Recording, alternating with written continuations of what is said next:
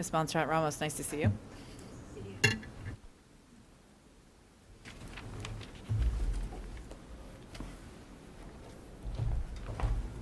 Good afternoon.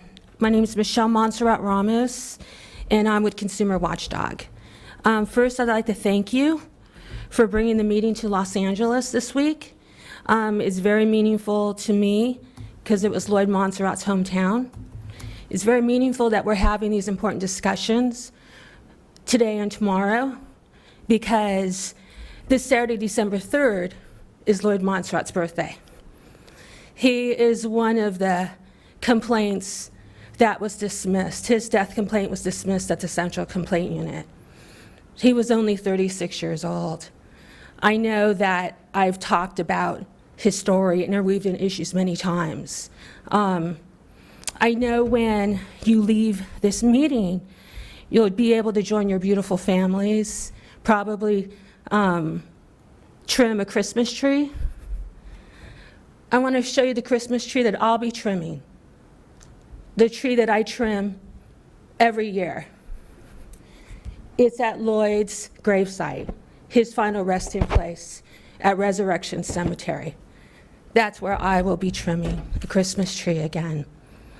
I wanted to show you those pictures because I want you to understand when we talk about these complaints that are dismissed and the need for communication with the board, we're not talking about patient numbers or control numbers or case numbers. We're talking about real people that were loved and cherished and honored, and real people like Lloyd who made great contributions to the state.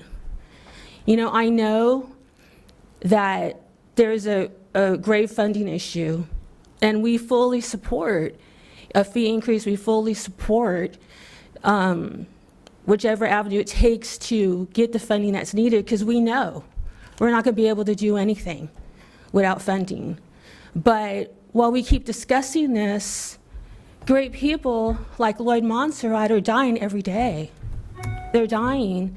And in some cases, in egregious cases like Lloyd's, the deaths continue. And that's why I continue to come here. After 17 years, I continue to come here. Not really to fight for Lloyd anymore, but for all the other Californians and all the advocates on my team.